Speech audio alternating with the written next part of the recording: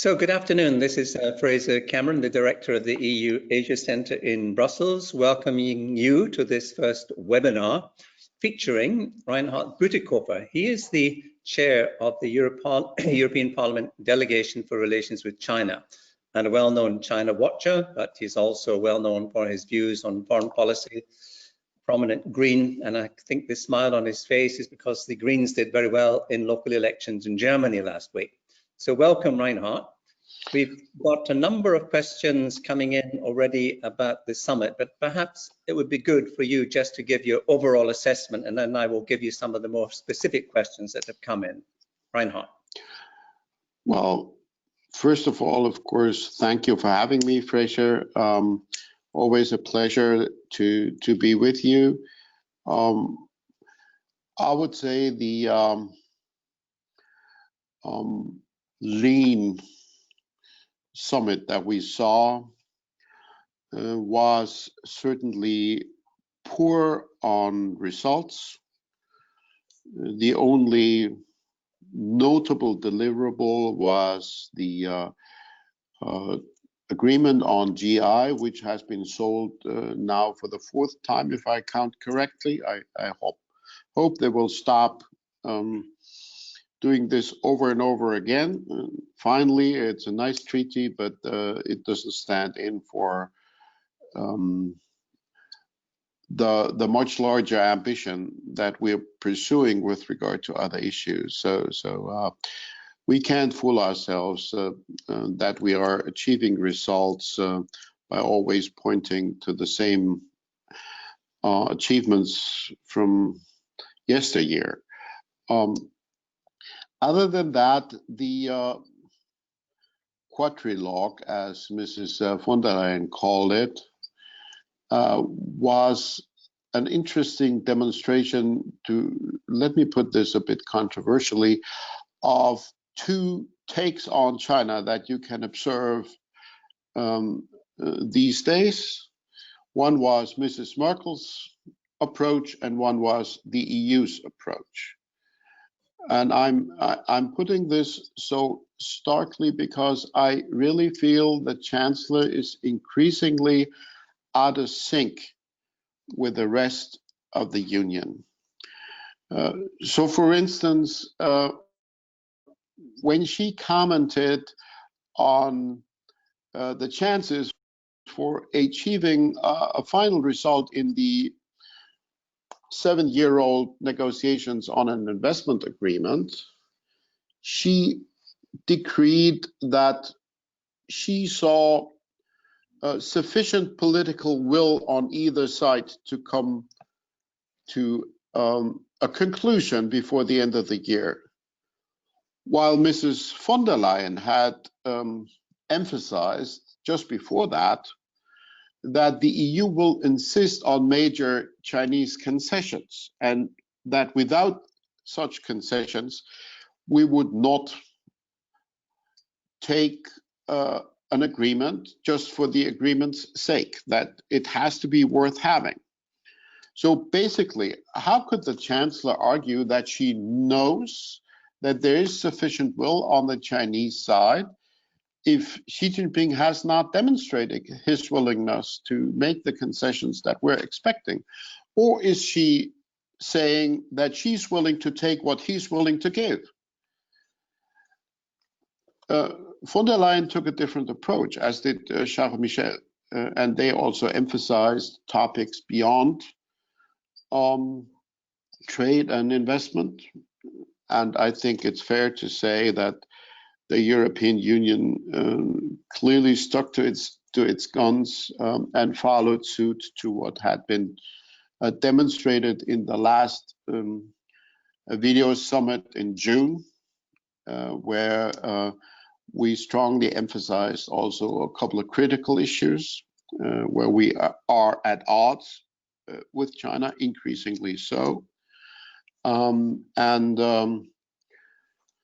So the video summit demonstrated the bifurcated situation, but I would also say it goes in the right direction, because when the Chancellor decided to prepare this very fancy Leipzig summit that she then finally couldn't implement for several reasons, not just COVID-19. She was set to drive Europe's China policy. Today, Europe's China policy has moved beyond her, and she's behind the curve. That's one of the conclusions that I draw from the summit. There's a question on Germany, specifically German Industrial Association put out a paper before the summit, which seemed to underline the importance of political issues, including human rights. And the question was, how significant was this paper? I think this is very significant. It doesn't happen so often that the president of the German Federation of Industry in a public interview explicitly emphasizes human rights, as he did just a few days ago. And increasingly, I would argue, the German business community is emphasizing the context between their economic ambition and the political framework that is being set by the CCP. And frankly, I mean, if you have an authoritarian regime like the one you've always had in China since 49, you can still find ways of keeping your own business out of the thick unless the government insists on being intrusive. And this present leadership under Xi Jinping insists on being more intrusive in all walks of life, including business, than any leadership since the death of Mao Zedong. So I would call this not an authoritarian regime, but a totalitarian regime, and that infringes also on the freedom of development that business needs. So in that respect, by the actions of the Chinese leadership, business is driven towards a more critical stance. And it was quite remarkable that even the CEO of Siemens, who in Germany is perceived by many as the ultimate panda hugger, came out critically, saying a few modestly critical sentences about China, which he has tried to avoid for years.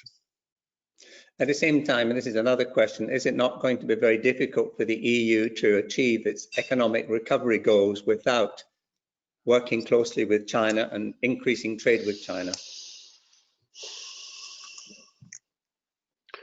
Look, nobody is advocating a decoupling or a complete withdrawal. It's not in the cards, and it wouldn't be smart.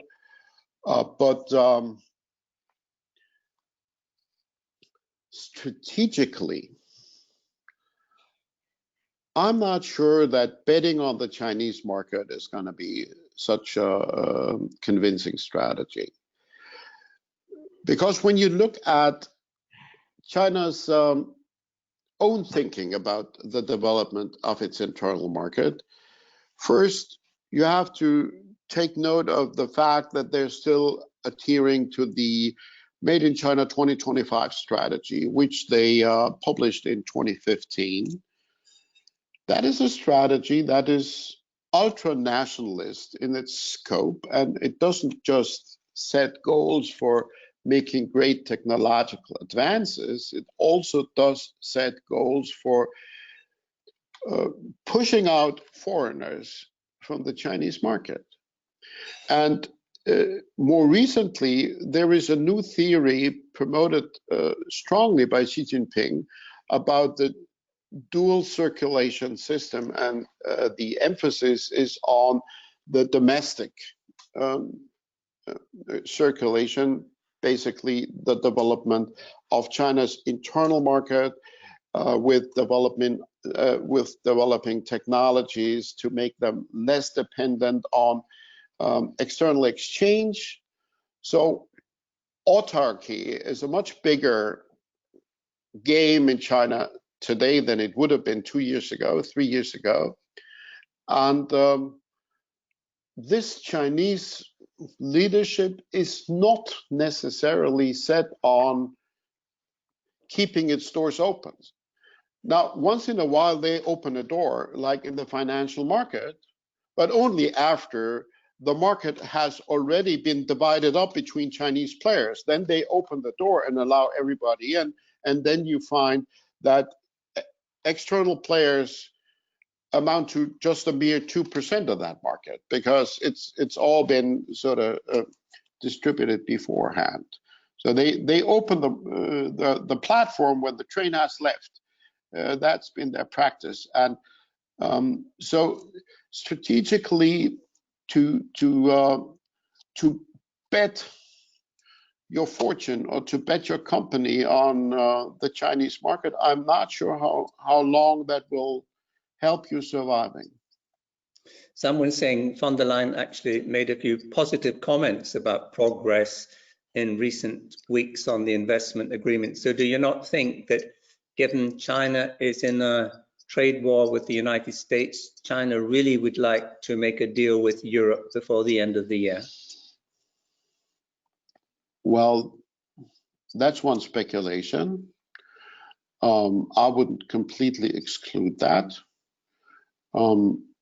They know what they have to do in order to get there. There has been some limited progress on a few issues.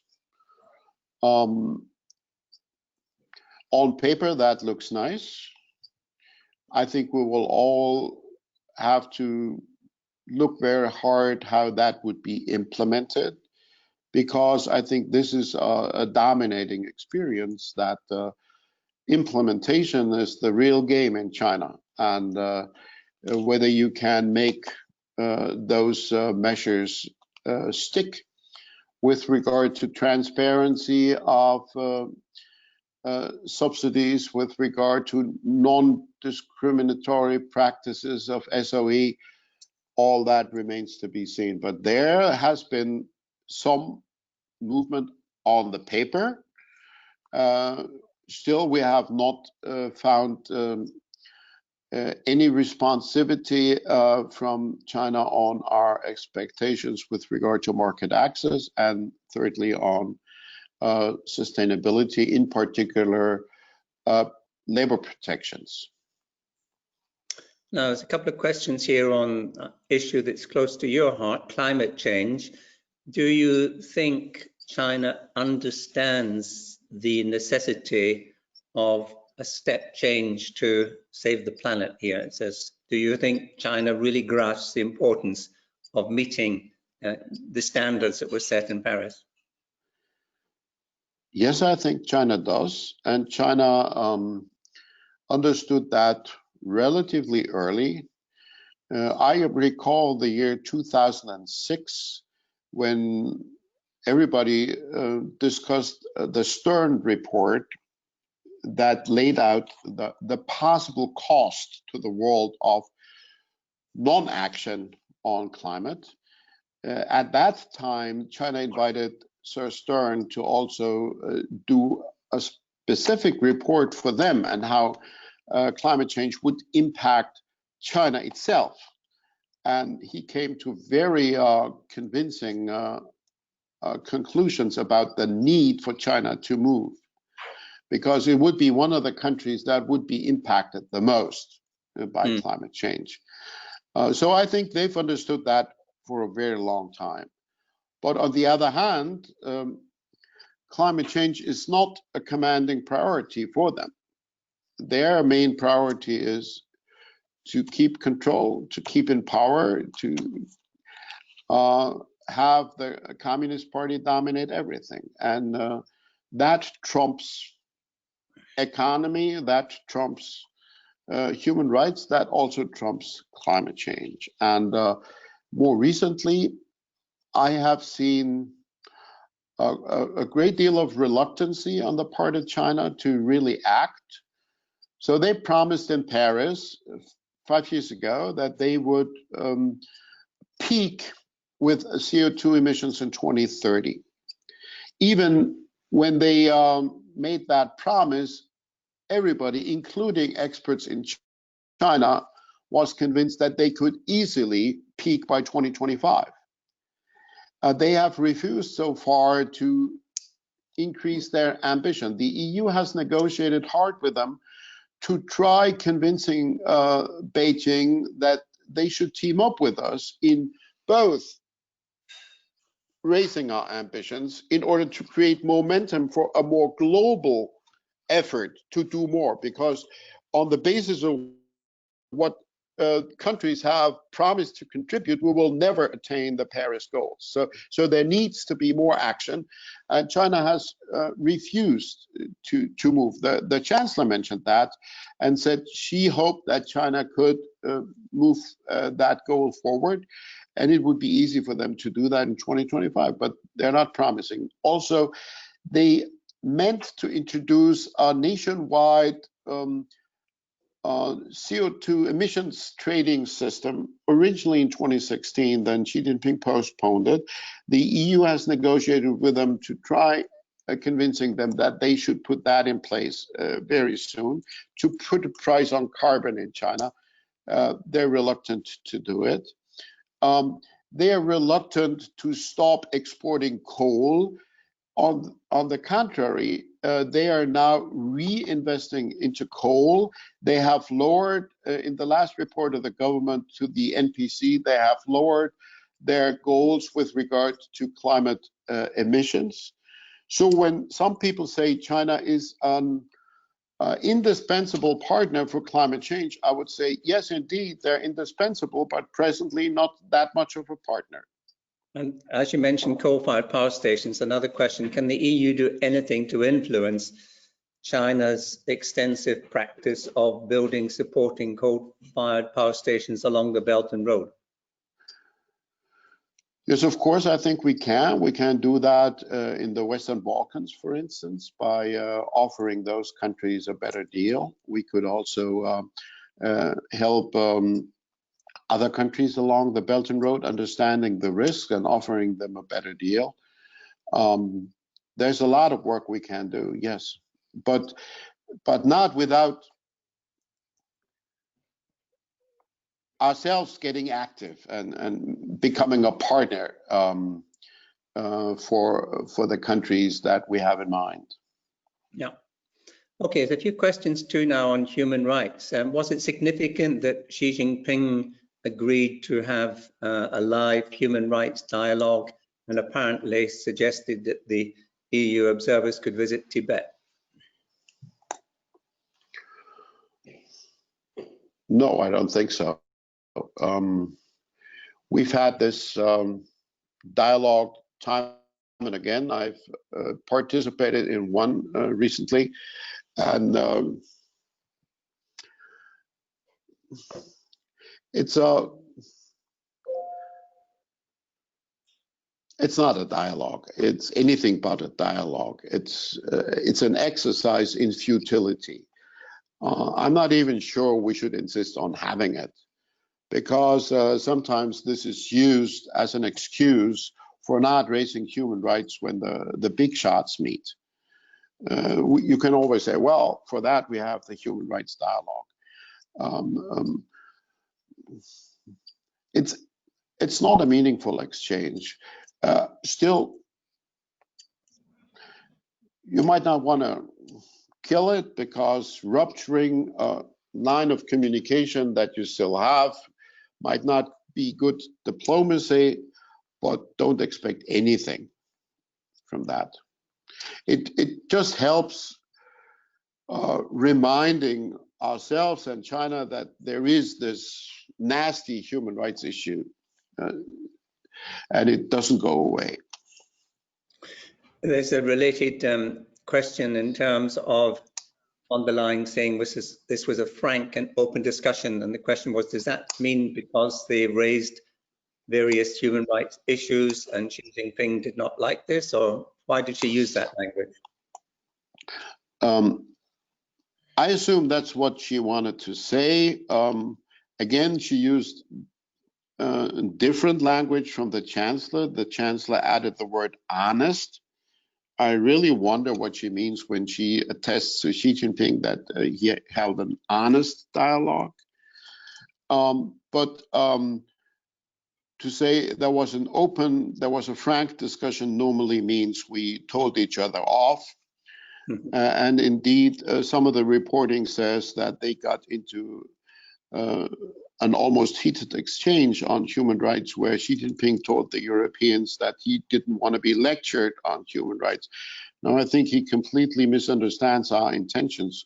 We don't want to preach. We want to see action. We want to see change. And we're going to put a price on human rights violations. We will have the EU global human rights sanctions mechanism, possibly before the end of the year, when, if not next year. And that will allow us to sanction people like the Communist Party boss in Xinjiang or the police boss in Hong Kong. And this is what we intend. We don't want to preach to them. But obviously, he is annoyed, and I think that's a positive signal that these issues are being raised more openly. For years, very few European leaders, mostly just Johnson, Tusk, and Merkel, would openly talk about human rights issues in the Chinese context, and everybody else would prefer either not to mention it or just to say it behind closed doors. That this is being said more forthrightly, I think is something that might annoy him, but I hope this is here to stay. There's a question too about the recent activities of wolf warrior diplomacy. Do you think China has recognized that this has been counterproductive? Do I think this is counterproductive? Is that the question? Do you think China has realized that the way they were behaving in Europe, threatening people, was counterproductive? Sorry, I didn't get it. I didn't get the question. Called the wolf warrior diplomacy, the way they were. Some ambassadors in Sweden, Baltic states were being pretty critical. What do I think it does to us, to them? Do they think they have learned the lesson? That is... No, they haven't. They haven't. Okay. I don't think the wolf warriors are much of an outlier. I think they are representing a new level of aggression in China's foreign policy. Look at the visit of Chinese Foreign Minister Wang Yi recently around several European capitals. He told the Norwegians who they should not give the Nobel Peace Prize to. He scolded the Czech Republic from German soil. He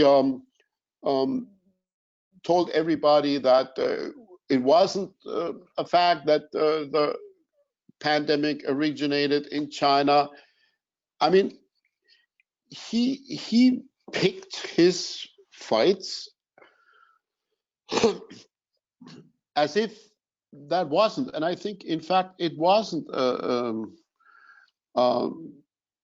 trip to shore up European confidence in China. I think it was a trip to demonstrate to Europe that bullying is the new normal. And maybe they will be less aggressive at times, and not everybody is aggressive. Zhang Ming, the ambassador to the European Union, is not a wolf warrior, I think, even though he strongly defends Chinese foreign policy goals. But China now feels that it has the right to bully. And interestingly, that was reflected in a commentary published just 2 days or so ago in the Global Times, where the editor Hu Xiqin wrote about China's foreign policy, and he said China is oppressed. Even as a number two, he said, the number two nation in the world, he said, China is oppressed because it's not number one. So I learned from this line of argument that in the nationalist hegemonic thinking in Beijing, you are oppressed as China as long as you're not oppressing everybody else. So I think we should reckon with that mentality. And John Farnell, coming in from Oxford, he's one of our senior advisors, says, does this mean, in your view, that political issues are now more of a problem in the overall EU-China relationship than economic and trade issues? Yes, indeed, I think so. For a long while, we followed a philosophy that I would call economic determinism.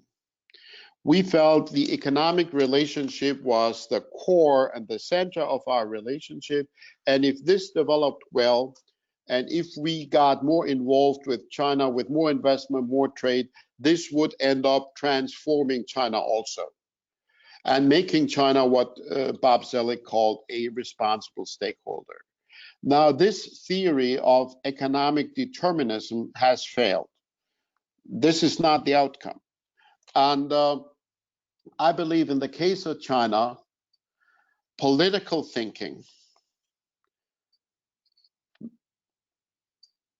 I could even say imperial thinking, trumps economy. In China, the relationship is expressed in Xi Jinping's statement at the last Congress that elected him for life, when he says the Communist Party controls everything. So politics in command is a very basic element of the Chinese political reality. And this is not just a Leninist tradition. This goes far back to the Fatya, the legalist thinking, more than 2,000 years ago. And I think we have to understand that we deal with a different kind of animal when we'll deal with China. This is not an economy.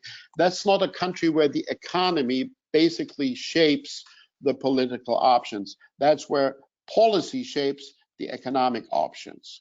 And in that regard, we have to up our game on the political side if we don't want to lose politically and economically. The question here, Josep Borrell has talked about the Sinatra doctrine. The EU will do it its way in terms of dealing with China and not fall into the arms of the United States and get engaged in a new Cold War. Do you agree that the EU should be independent in its views on China?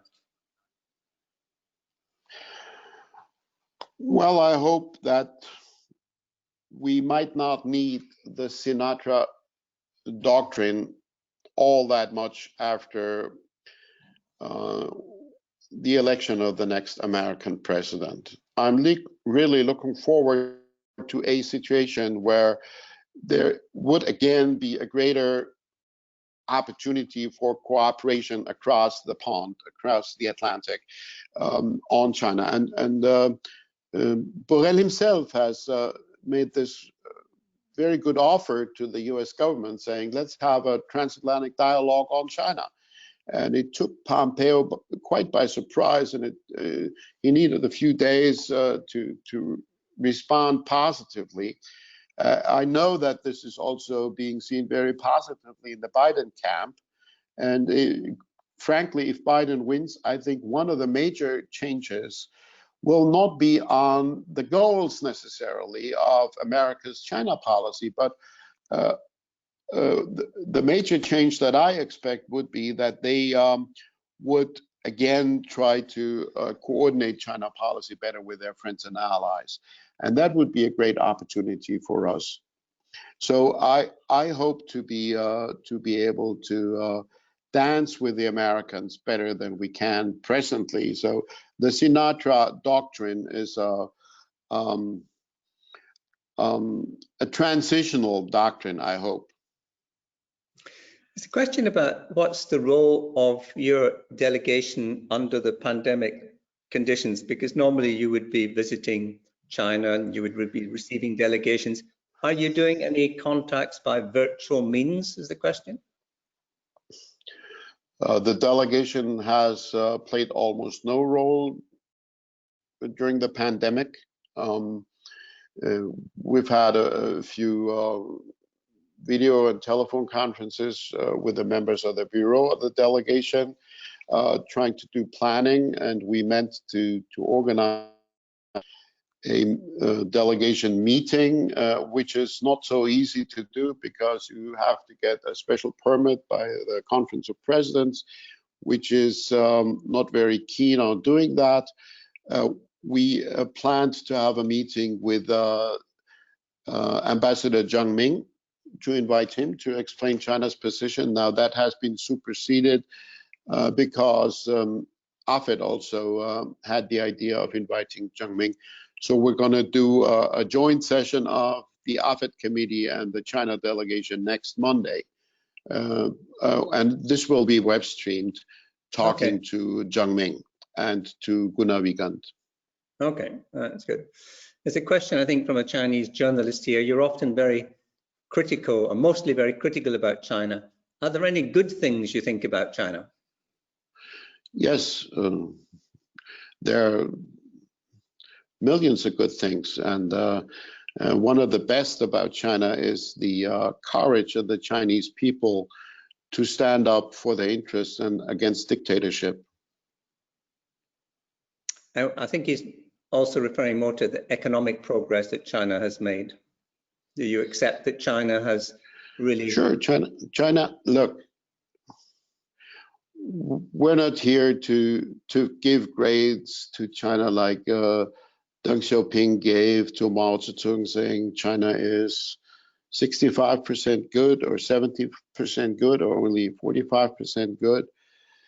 China has been making great strides forward, which I admire a lot, during the years that were called in China the period of reform and opening up, which started in the end of the 70s and lasted almost 40 years. Unfortunately, I must say, many of these achievements have been abandoned or reversed. And while the era of Deng Xiaoping was defined by China's attempt to open up to the world, I see the era of Xi Jinping defined by the will to close the Chinese mind and to open the world for China's hegemonic ambitions. That's really still the same Communist Party controlling the country, running everything by their own. But I see a major shift since Xi Jinping took over. And for me, this appears on many fronts. It appears with regard to civil society. There were zones open to self-organization in civil society. Now civil society per se is a hated concept, a dangerous, ideologically dangerous Western concept that you shouldn't adhere to. There was thinking within the Communist Party that everybody, including the Communist Party, should live by the Chinese Constitution. Constitutionalism today is a poisonous Western thinking that you have to reject. There was a willingness to find ways of promoting ethnic minorities in China. Today, there is a new approach, and this is clearly Xi Jinping's approach, not just in Xinjiang, also in Tibet, also now we see it in Inner Mongolia, of homogenizing the minorities, according to a concept of Han nationalism. So I see a lot of turning back where China had been not following our model of development. And I would never advocate that China should just follow our model of development, but following a model of development that not only increased the economic well-being, but also created some small liberties. And in that regard, I regret the last 7 to 8 years. Okay, we have about just 10 minutes left, and it's a couple of questions, and I want to encourage those who've not asked questions to do so. We've had quite a number, and there's one here on Taiwan, basically saying the United States has increased its contacts with Taiwan. Should the European Union be doing the same thing? Yes, I think we should. We should be clear about the basic perspective of our policies. Our policies with regard to Taiwan have been very conservative in the past.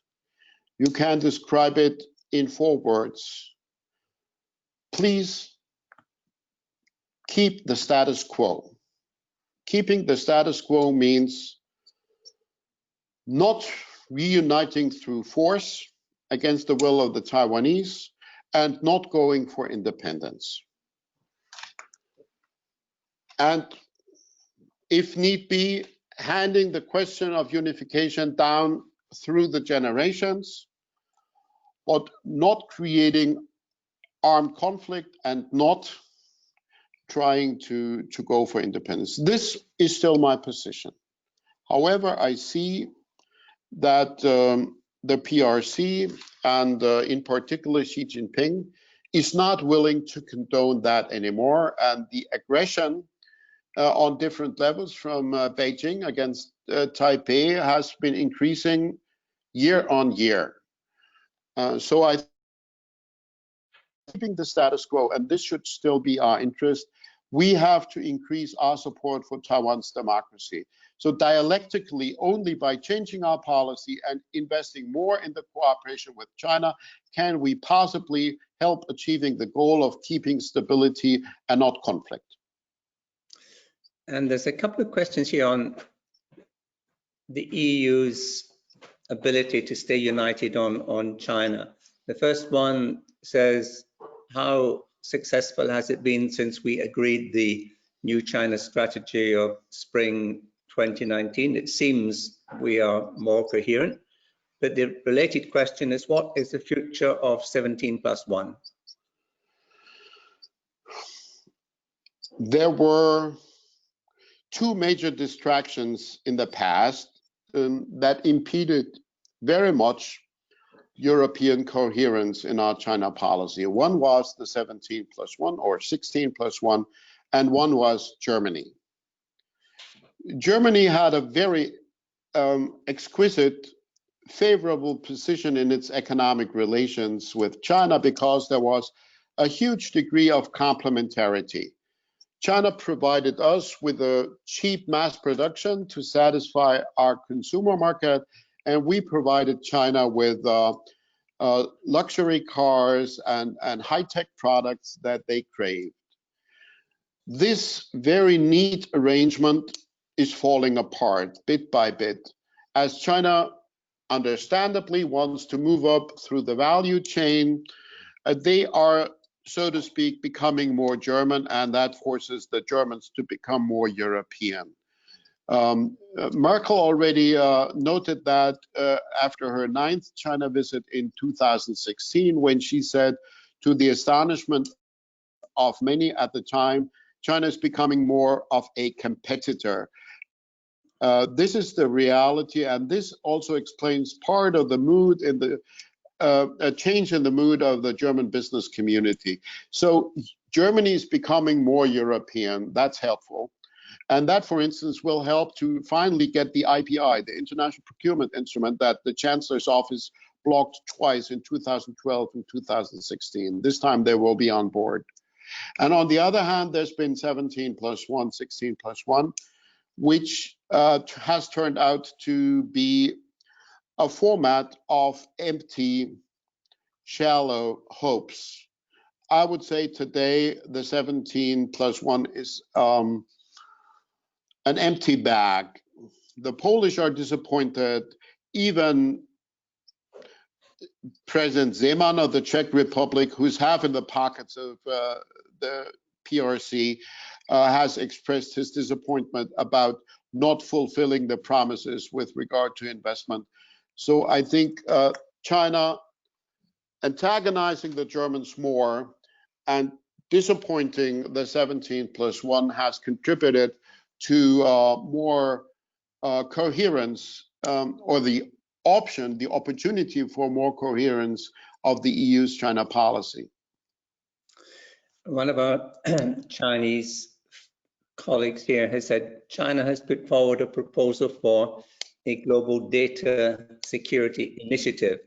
Do you see any possibility of the EU working with China on data issues? Well, I would first of all point out that the EU has put forward its own data initiative with a GDPR, and I would want to see China relating to that first and to explain to us how their data initiative relates to the GDPR. Okay, and there's a question about when and if the investment agreement is concluded. Are you confident that it would be ratified by the European Parliament? That depends. I would assume that the European Parliament is not very keen on ratifying an agreement of which we don't think it's worth the paper it's written upon. So China has to convince us that it's worth having this, and convincing Commission is not the only job they will have to do. They will have to convince the European Parliament, and the overall development of China relations will have an impact there. Clearly, the prospects for finding a lot of receptivity on the part of the European Parliaments have weakened over this last half year, and the terrible oppression of the Uyghurs in Xinjiang and the willingness of China to rupture its obligations under international law in destroying the autonomy in Hong Kong. This is all not very conducive to a positive mood. So I think they will have to do a lot of convincing. I see there is a particular question on the Uyghurs. Why are so few Muslim countries getting involved in the issue? Well, some of those countries are themselves authoritarian dictatorships, and why would they prefer siding with people fighting for their freedom and not with another authoritarian regime? And secondly, for me, this is a political, not a religious issue. I would hope that where Christians are oppressed, Muslims and Jews and others and Buddhists would also step up and would not say, look, this is the Christians' business. And I would also say where Muslims are oppressed, this is not just the Muslims' business, this is everybody's business. And for me, this is clearly not a national issue.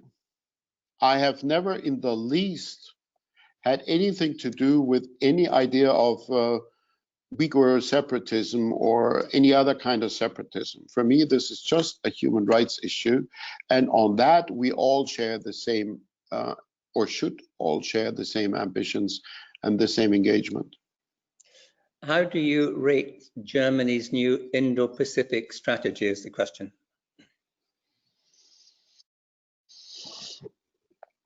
Well, it's a cautious expression of increasing realism and increasing appetite for understanding Europe's geopolitical role on the part of the German government.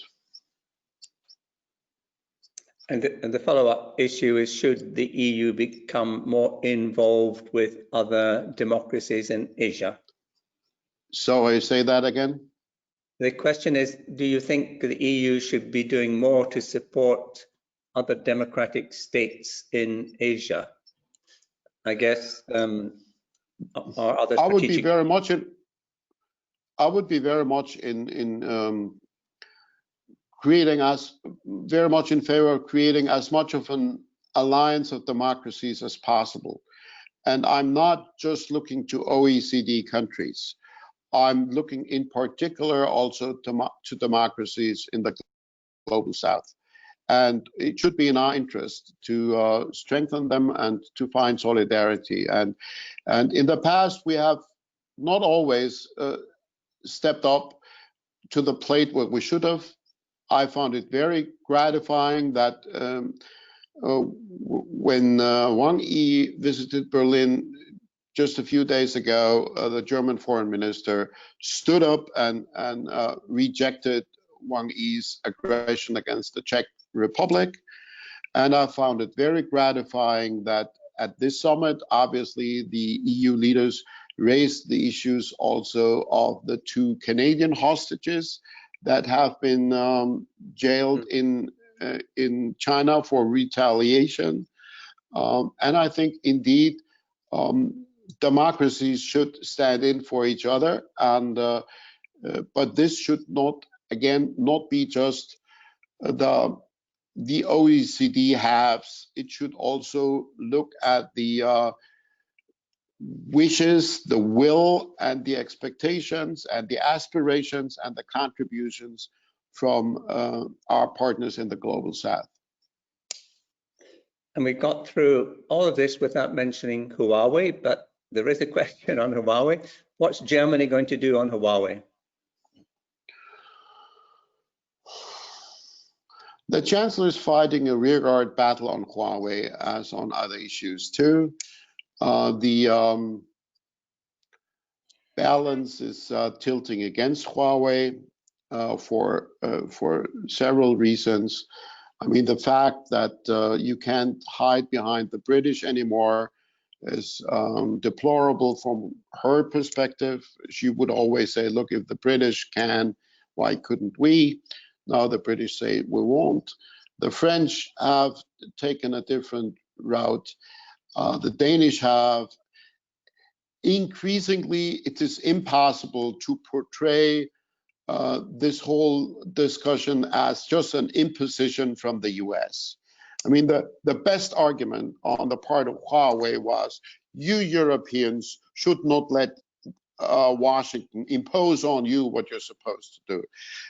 And I always told my friends in Washington, please don't tell us what to do. We should do it for our own reasons. But our own reasons are strong. And this is not a competitor that can be trusted for obvious reasons. And in addition to that, with the new American sanctions in place, this is not even a competitor that can guarantee that they will satisfy the technological needs. So I think Huawei is on the losing side, and Germany will, in my expectation, also side against Huawei. They may not say that explicitly, but this will be the outcome. And there's one more question on Germany. Will any successor to Merkel and their own men make a different approach to China?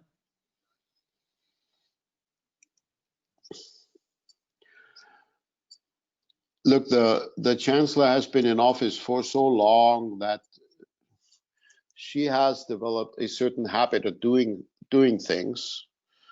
So she's convinced that you should patiently argue and continue arguing and argue again. And at the end, as Max Weber said, you might drill a thick board of wood still.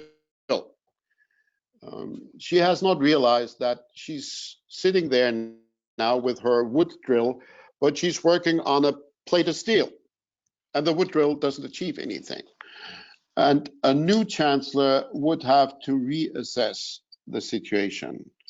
And some of the candidates are softer on China, some are tougher on China, but I wouldn't credit too much to the attitudes they have taken so far. I think once in office, and depending on who the coalition partners would be, they would have to find a new approach. And I think Germany would have to realize that the European Union is moving beyond the approach that has been favored in Berlin for so long. And we'll all wait and see if the coalition partners might turn out to be the Greens next year. So Reinhard, thank you so much. We need to give you a few moments to grab a sandwich before your next meeting. I know you have a very busy schedule today. We're very pleased that you did find time, however, to give us this wonderful overview, not just of the summit, but so many different aspects of EU-China relations as well as wider issues. So thank you so much. Thank you everyone for watching and your questions, and we'll be in touch soon about our next event. But today, thank you very much, Reinhard. Thank you. Thanks for having me. All the best. Pleasure.